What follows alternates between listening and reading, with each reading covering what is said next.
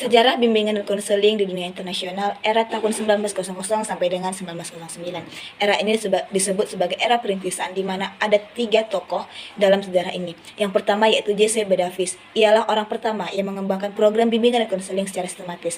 Ia juga menyarankan agar guru memberikan bimbingan di kelas selama sekali dalam seminggu. Yang kedua yaitu Fred Parson di Boston. Ia mendirikan Boston Vocational Bureau pada tahun 1980 dengan memfokuskan pada pengembangan dan pencegahan, lalu juga membantu pemuda dalam memilih karirnya. Yang ketiga yaitu Clifford Geertz. Ia mahasiswa Yale yang pernah dirawat di rumah sakit jiwa.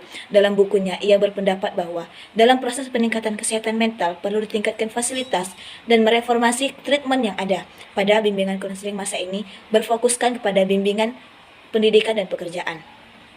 Lalu, pada tahun 1910 sampai dengan 1970, program pendidikan menitik beratkan pada upaya membantu siswa yang mengalami kesulitan akademis atau pribadi dengan mengirim ke guru BK.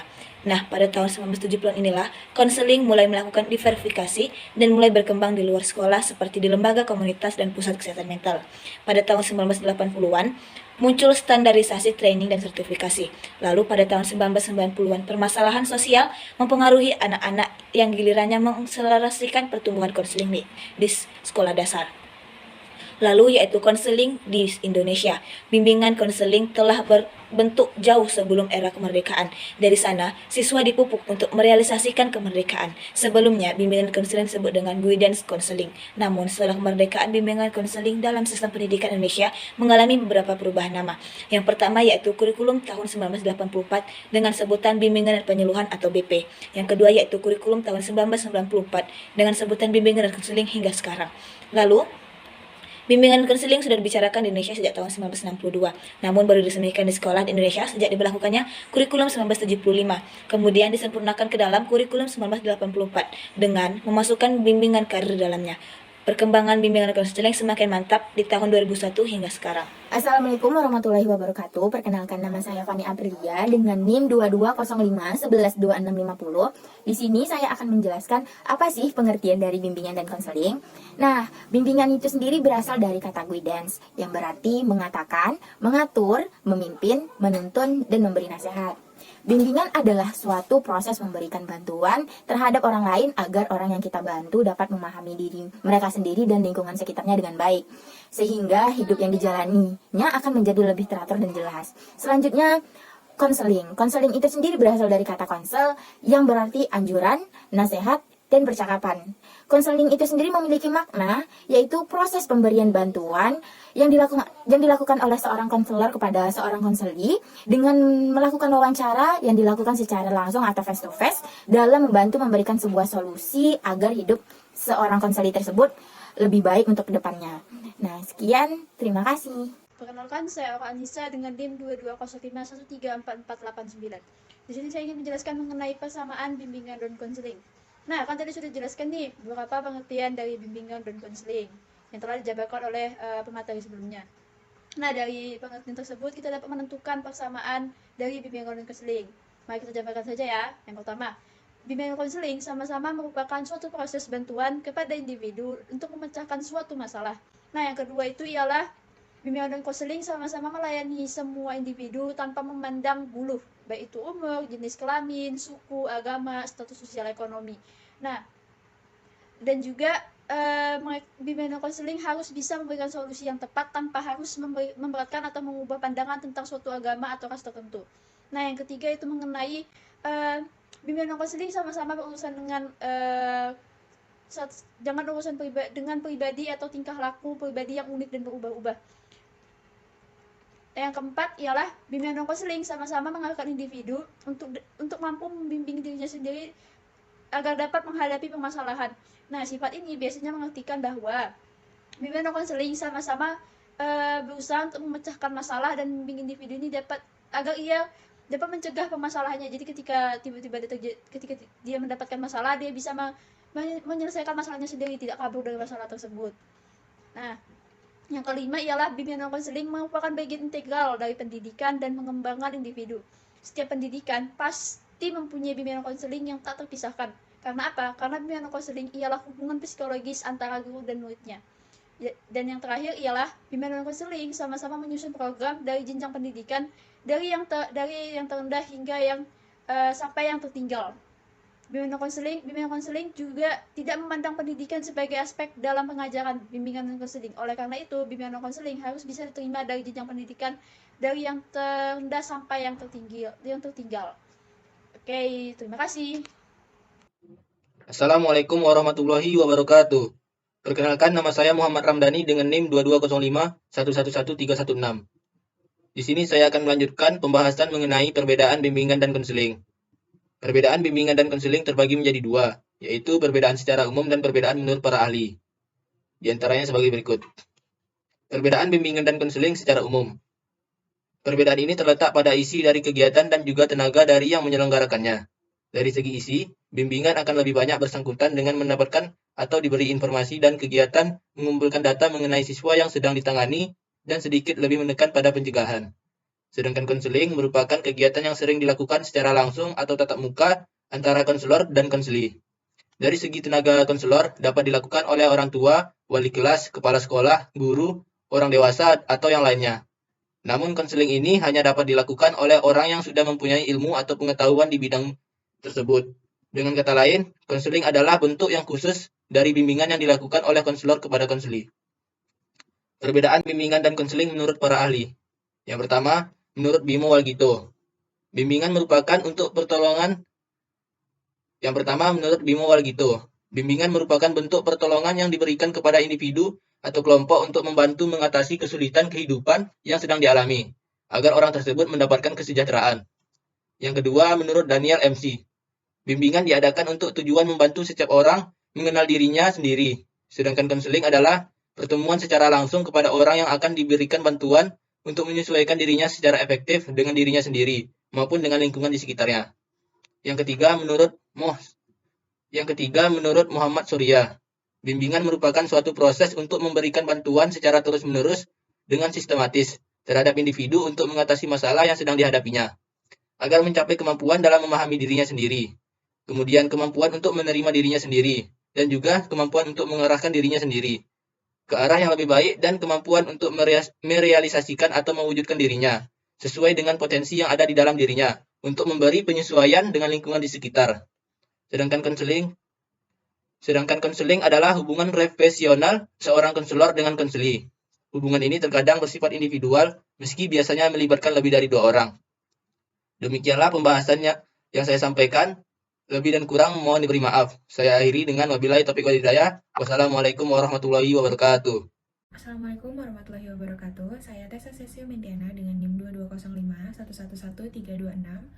Setelah beberapa penjabaran dari teman-teman mengenai materi tentang BK, di sini saya akan menjelaskan tentang kesalahpahaman terhadap BK di sekolah. Nah, di sini kesalahpahaman terhadap BK itu merupakan suatu kondisi di mana antara penyampai dan penerima informasi tentang BK dalam mengantarkan informasi yang diterima mempunyai makna yang berbeda dari apa yang dimaksud penyampai informasi tentang BK yang sesungguhnya.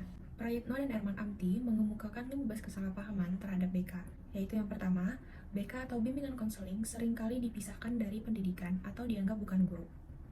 Lalu yang kedua adalah konselor di sekolah atau guru bimbingan konseling itu dianggap sebagai polisi sekolah. Yang ketiga adalah BK atau bimbingan konseling dianggap sebagai mata-mata yang memberi proses pemberian nasihat.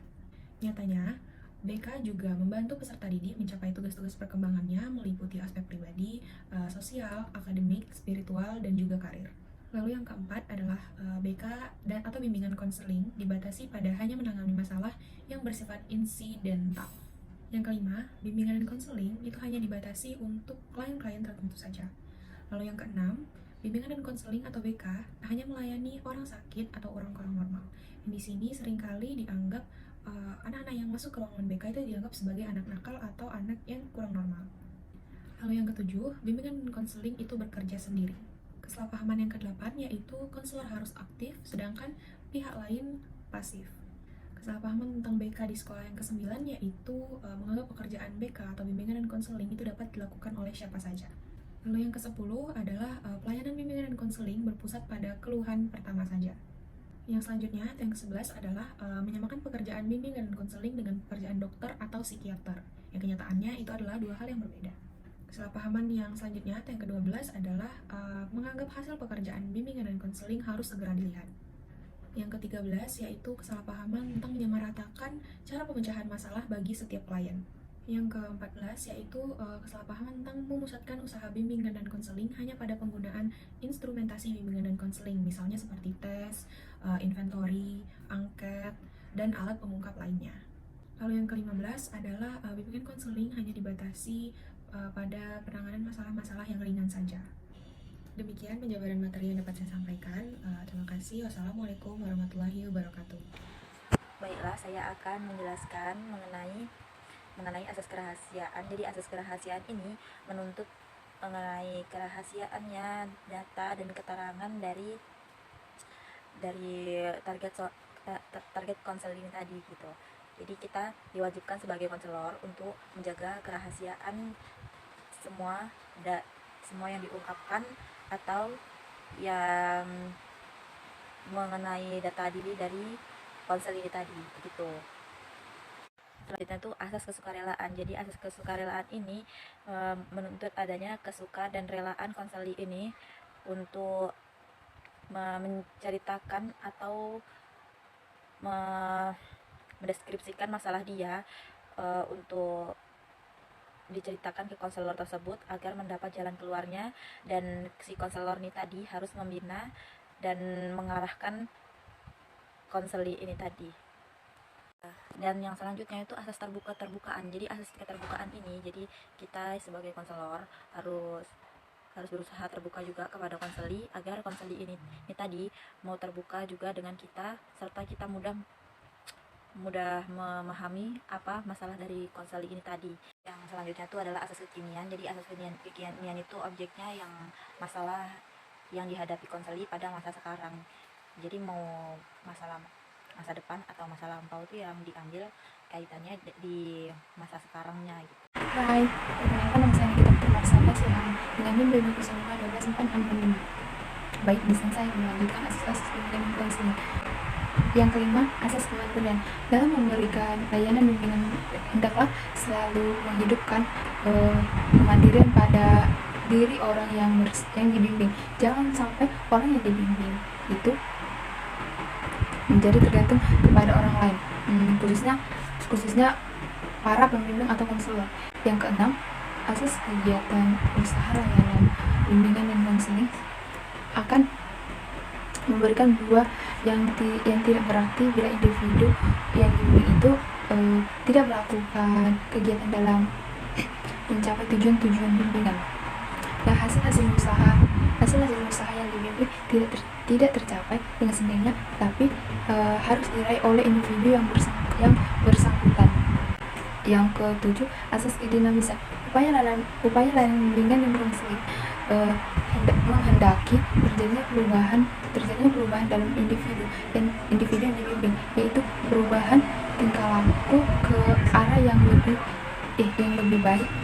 Perubahan tidak sekedar mengulang-ulang hal-hal lama yang bersifat menonton, melainkan perubahan selalu menuju ke suatu pembaruan, sesuatu yang lebih maju.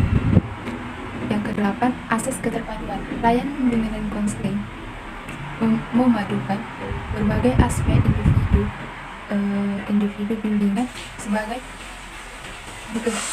diketahui individu diri itu memiliki berbagai segi. Kalau keadaan tidak saling serasi dan terpadu, justru akan menimbulkan masalah. Oke, baik, terima kasih.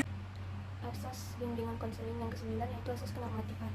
Usaha bimbingan dan konseling tidak boleh bertentangan dengan norma-norma yang berlaku, baik ditinjau dari norma agama, norma adat, norma hukum atau negara, norma ilmu, maupun kebiasaan sehari-hari. Asas yang ke-10 yaitu asas keahlian. Para pelaksana layanan bimbingan dan konseling ini harus benar-benar ahli di bidang bimbingan dan konseling, atau dalam istilah lain adalah profesional. Asas yang ke-11 yaitu asas alih tangan. Asas alih tangan di sini bermaksud bahwa jika konselor sudah mengerahkan segenap kemampuannya untuk membantu individu, tetapi individu tersebut belum dapat terbantu sebagaimana yang diharapkan, maka konselor dapat mengirim individu kepada petugas atau badan yang lebih ahli. Asas yang ke-12 yaitu asas Tutmuri Handayani, yaitu asas bimbingan dan konseling yang menghendaki agar pelayanan bimbingan dan konseling secara keseluruhan dapat menciptakan suasana yang mengayomi atau memberikan rasa aman, mengembangkan keteladanan, memberikan rangsangan dan dorongan, serta kesempatan yang seluas-luasnya kepada klien untuk maju. Selanjutnya yaitu layanan bimbingan dan konseling. Layanan bimbingan dan konseling pada satuan pendidikan secara keseluruhan dikemas dalam 4 komponen, yaitu komponen layanan dasar, layanan peminatan dan perencanaan individual, layanan responsif, serta dukungan sistem.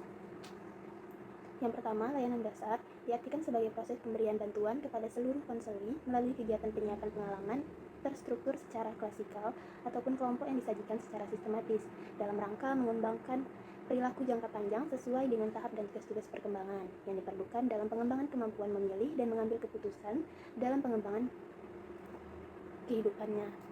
Layanan dasar ini merupakan proses pemberian bantuan kepada seluruh konseli ataupun peserta didik melalui kegiatan penyiapan pengalaman terstruktur secara klasikal ataupun kelompok yang disajikan secara sistematis dalam rangka mengembangkan perilaku jangka panjang dengan tahap dan tugas perkembangannya yang diperlukan dalam pengembangan kemampuan memilih serta mengambil keputusan dalam menjalani kehidupan.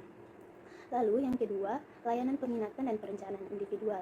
Layanan peminatan ini merupakan suatu program kurikuler yang disediakan untuk mengakomodasi pilihan minat bakat atau kemampuan peserta didik dengan orientasi pemusatan, perluasan, dan pendalaman mata pelajaran ataupun muatan kejuruan. Layanan peminatan peserta didik secara khusus ditujukan untuk memberikan kesempatan kepada peserta didik mengembangkan kompetensi sikap, kompetensi pengetahuan, dan kompetensi keterampilan peserta didik sesuai dengan minatnya, bakatnya, ataupun kemampuan akademik dalam sekelompok mata pelajaran, keilmuan, maupun kemampuan dalam bidang keahlian, program, keahlian, ataupun paket keahlian.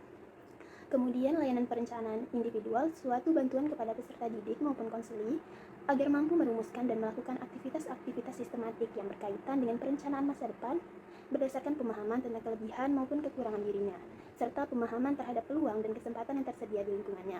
Pemahaman konseli secara mendalam, penafsiran hasil asesmen, dan penyediaan informasi yang akurat sesuai dengan peluang dan potensi yang dimiliki oleh konseli sangat amat diperlukan, sehingga peserta didik maupun konseli mampu memilih dan mengambil keputusan yang tepat dalam mengembangkan potensinya secara optimal, termasuk keberbakatannya dan kebutuhan khusus konseli. Dengan demikian, meskipun peminatan dan perencanaan individual ditujukan untuk seluruh peserta didik, layanan yang diberikan lebih bersifat ke individual karena didasarkan atas perencanaan, tujuan, dan keputusan yang ditentukan oleh masing-masing peserta didik. Kemudian yang ketiga yaitu layanan responsif merupakan suatu upaya pemberian bantuan kepada peserta didik maupun konseli yang sedang menghadapi masalah dan membutuhkan pertolongan segera agar peserta didik ini tidak mengalami hambatan dalam proses pencapaian tugas-tugas perkembangannya. Layanan responsif adalah bantuan yang diberikan kepada konseli ataupun peserta didik untuk menemukan dan menuntaskan masalah yang sedang dialami dengan melaksanakan konseling segera agar konseli dapat berkembang secara optimal. Lalu yang keempat, yang terakhir yaitu dukungan sistem. Dukungan sistem ini merupakan komponen layanan dan kegiatan manajemen, tata kerja, infrastruktur, misalnya teknologi informasi dan komunikasi, lalu ada pengembangan kemampuan profesional, konselor atau guru bimbingan, dan konseling secara berkelanjutan yang secara tidak langsung memberikan bantuan kepada peserta didik maupun konseli atau memfasilitasi kelancaran perkembangan peserta didik dan mendukung efektivitas serta efisiensi pelaksanaan layanan dan bimbingan konseling. Baiklah, di sini saya akan menjelaskan tentang jenis-jenis dukungan sistem. Nah, jadi dukungan sistem di dalam bimbingan konseling terbagi menjadi 4. Yang pertama, tersedianya ruangan khusus bimbingan konseling. Nah, ruangan BK ini memiliki pengaruh atas keberhasilan layanan bimbingan dan konseling di lembaga pendidikan, contohnya di sekolah. Nah, terus Permendiknas nomor 24 tahun 2017 menerangkan kriteria ruangan BK. Kriterianya itu ada 4. Yang pertama, ruangan konseling memiliki fungsi tempat peserta didik mendapatkan layanan konseling dari guru BK atau konselor yang berkaitan tentang pengembangan diri, belajar, sosial, dan karir. Yang kedua, luas ruangannya itu minimal 9 meter. Yang ketiga, ruangan konseling diwajibkan memberikan kenyamanan suasana dalam melakukan konseling dan guru BK dapat menjaga privasi peserta didik. Yang keempat, harus dilengkapi sarana dan prasarana. Terus jenis dukungan sosial yang kedua itu keaktifan guru BK dalam meningkatkan profesionalisme. juga pengembangan profesionalisme guru bimbingan dan konseling dapat dilakukan melalui 4 cara. Yang pertama, in-service training. Nah, in-service training ini sama kayak memperbanyak pengalaman kerja, kayak memperbanyak pengalaman pendidikan. Contohnya itu kayak seminar dan lain-lain. Yang kedua, aktif dalam organisasi profesional.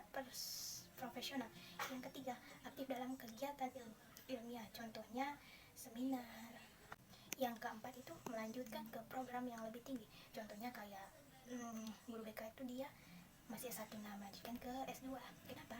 Dengan cara demikian mereka yang tidak memiliki latar belakang BK, setidaknya mereka paham bagaimana cara melakukan asesmen. Nah, jenis dukungan sistem yang ketiga yaitu kolaborasi guru BK dengan personal sekolah.